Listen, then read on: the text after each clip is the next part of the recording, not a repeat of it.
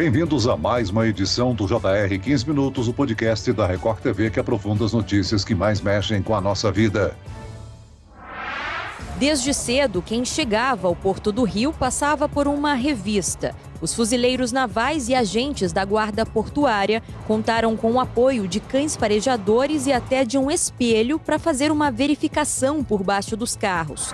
O governo federal recorreu a um decreto de garantia da lei e da ordem, GLO, para enfrentar a onda de violência que atingiu o Rio de Janeiro depois da morte de um dos líderes de uma grande milícia que atua no estado. O decreto dá poder de polícia às Forças Armadas, que podem fiscalizar, fazer apreensões e prender suspeitos. Só que, ao contrário do que aconteceu em outros momentos em que o governo usou a estratégia de GLO, dessa vez a atuação das Forças Armadas é restrita aos principais portos e aeroportos do Rio de Janeiro e de São Paulo. Por que o governo adotou uma GLO restrita desta vez? Qual o motivo da escolha de portos e aeroportos para a atuação dos militares? A medida pode afetar a operação das facções criminosas e das milícias, que tem provocado a onda de violência no estado? O 15 Minutos recebe o ex-secretário Nacional de Segurança Pública, José Vicente, para procurar entender os objetivos e o alcance dessa medida de segurança. Bem-vindo ao nosso podcast, Coronel. Olá, Celso, como vai? E minha companhia nessa conversa será de Fernanda Burger, repórter da Record. Fernanda, as operações de GLO têm período e locais bem definidos e só podem ser acionadas pelo presidente da República, é isso? Oi, Celso, tudo bem?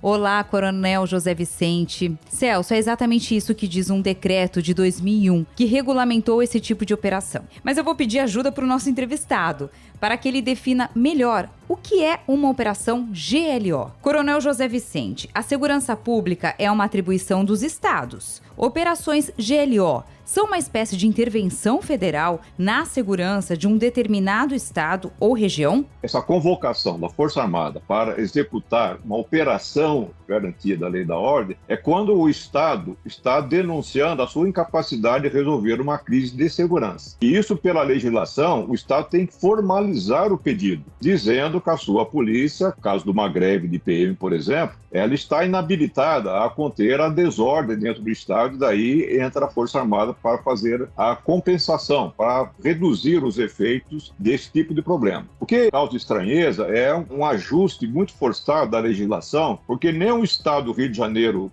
pediu formalmente, reconhecendo sua incapacidade de resolver o problema, e nem o governo colocou a Força Armada para valer, e a partir daí, pela própria lei, ele tem que assumir todos os órgãos policiais do Estado, a Polícia Civil e Militar, até os bombeiros, a área penitenciária, para coordenar ação conjunta, portanto, sob a gestão federal. Houve uma ação, portanto, meu entendimento até irregular, forçando a interpretação da legislação para colocar apenas a Marinha, além da sua incumbência natural que ela tem por lei, de cuidar dentro das águas, revistar barcos, por exemplo, ela já pode fazer há muito tempo. Ela não tem a incumbência agora, passa a ter a partir de agora, de atuar junto ao próprio porto. No caso de Santos e mais do Porto do Rio de Janeiro, e a aeronáutica, que já tem capacidade também de atuar em relação a aeronaves que possam transportar drogas, indivíduos criminosos, etc., ela passa agora, por essa determinação da convocação da GLO, a também atuar nos aeroportos, fiscalizando malas, por exemplo, abordando suspeitos dentro dos aeroportos. Todas as atividades já são feitas por funcionários que atuam nos portos e aeroportos. Outros presidentes já acionaram, operações GLO em crises de segurança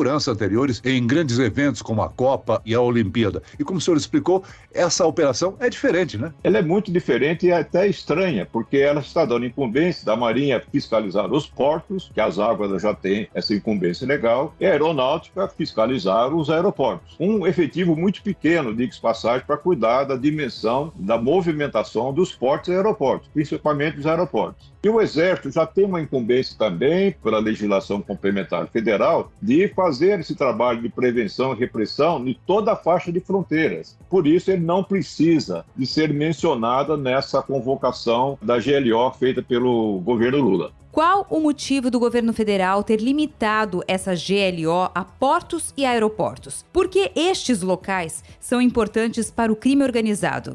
Imagina o governo federal que o crime organizado se utiliza de portos e aeroportos para fazer a entrada de armas e drogas, evidentemente, que vêm todos do exterior. e se destinam aos grandes centros, principalmente São Paulo e Rio de Janeiro. A imaginação do governo federal é que, reforçando um pouquinho as fronteiras por onde passam as drogas, a maconha do Paraguai, a cocaína da Bolívia e do Peru, que ele vai poder evitar que essa droga chegue. É um pensamento tanto ingênuo, porque as nossas fronteiras são imensas, as estruturas que já deveriam existir lá desde o ano 2012, há 10 anos, portanto, um sistema integrado de vigilância de fronteira, até hoje não foi devidamente equipado para as forças federais, o Exército, a Marinha, a Aeronáutica, a Receita Federal, a Polícia Federal, deveria estar atuando dentro desse projeto chamado CISFRON. Portanto, as nossas fronteiras, com esse pequeno reforço, não vão impedir a passagem de grande parte das drogas, que se houver uma restrição, como passa a acontecer nos portos e aeroportos, certamente o contrabando de drogas vai forçar um pouco mais a vinda pelas vias rodoviárias. E aí vai ser muito difícil a contenção, não é tão fácil como o governo federal está imaginando, de asfixiar, como diz ele, o crime organizado através dessa contenção de drogas e armas através dessas 3 áreas, que é a fronteira, portos e aeroportos. Agora, coronel, como é que é a relação das Forças Armadas nesses casos com as polícias civil e militar desses locais? Elas ficam subordinadas ao comando militar? Costuma haver aí um bom relacionamento nesse tipo de situação e atuação?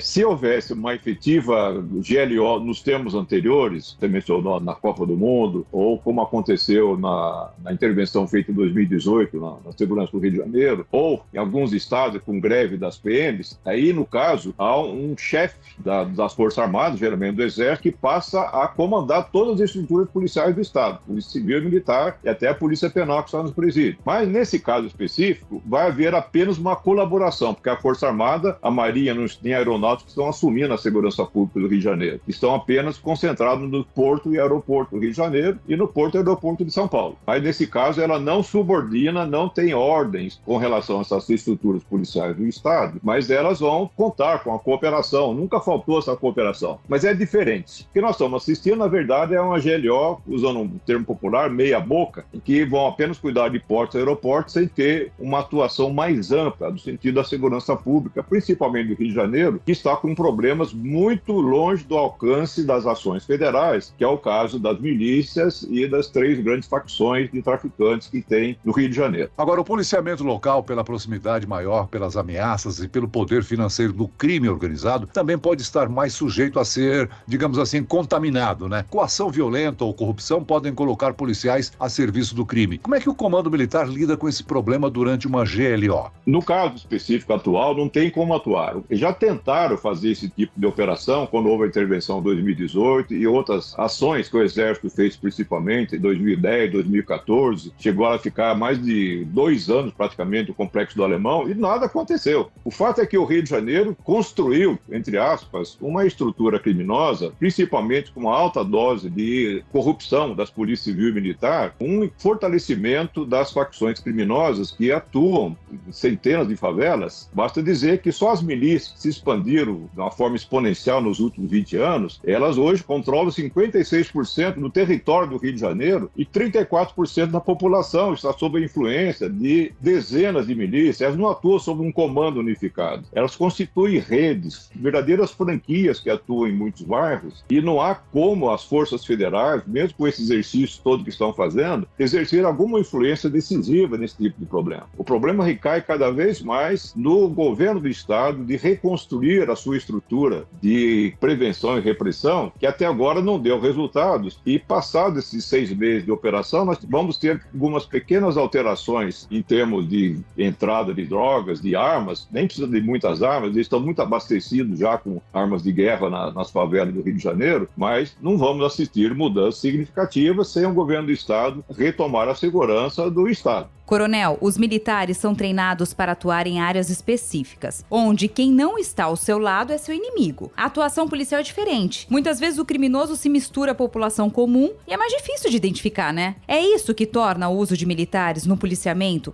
uma situação de maior risco? O risco é imenso. Na verdade, você tem razão, por mais que haja treinamento em GLO, existe unidade especializada nisso no Exército, principalmente, o contexto e a experiência profissional do dia a dia é muito diferente. Quando o Exército assume, ele assume de uma forma muito sensível, e o treinamento que o Exército tem é de fogo à vontade, enquanto que o treinamento que o policial tem é restrição, contenção, a gestão do uso da força, justamente pelo problema de termos civis, né? Pessoas que não são policiais nem criminosos, que estão no meio dos tiroteios. Portanto, é um modelo bastante complicado e só é possível fazer uma operação da ação do Exército se estiver junto com a Polícia Militar. Coronel, a atuação em portos e aeroportos restringe o uso de militares no policiamento. Mas os portos e aeroportos de São Paulo e do Rio de Janeiro são verdadeiras cidades, pelo tamanho, pelo volume de operações. O senhor acredita que a ação dos militares nesses locais pode restringir o uso desses canais pelas organizações criminosas?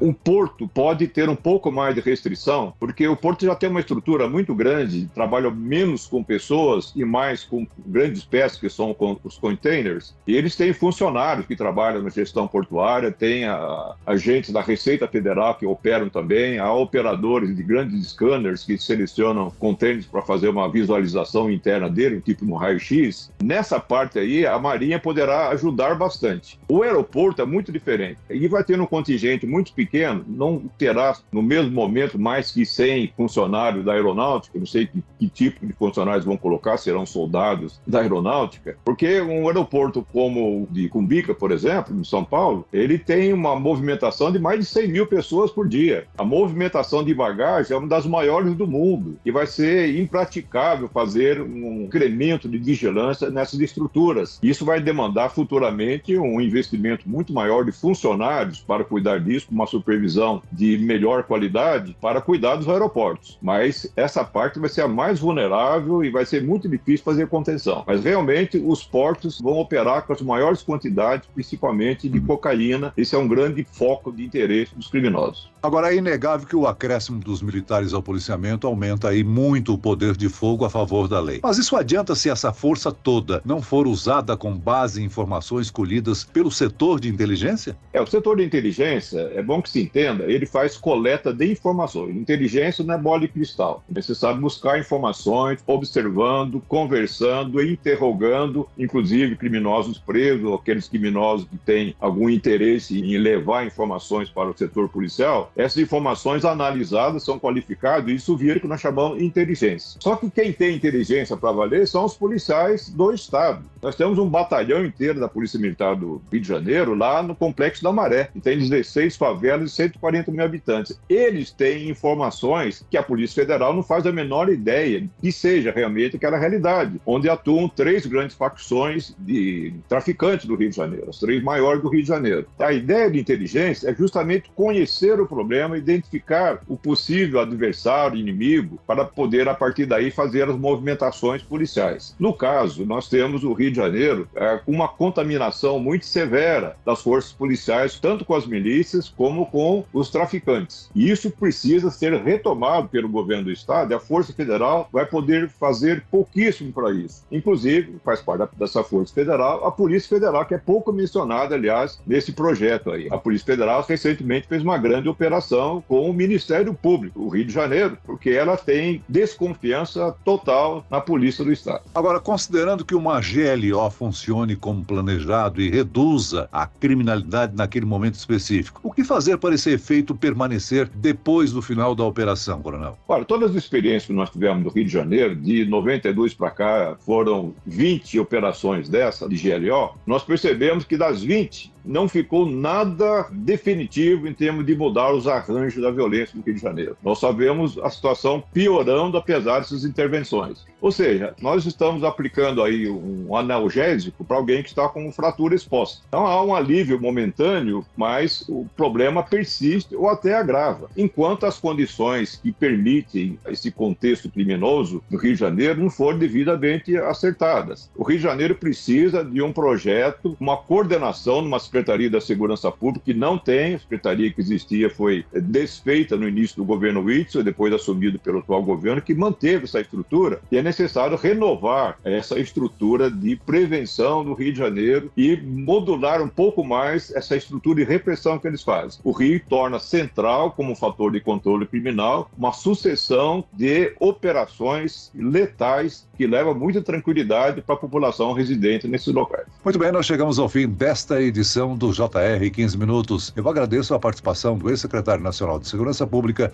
Coronel José Vicente. Obrigado, Coronel. Obrigado, Celso. E agradeço também a presença da repórter da Record TV, Fernanda Burger. Muito obrigada pelo convite, Celso, e obrigada pelas informações, Coronel José Vicente.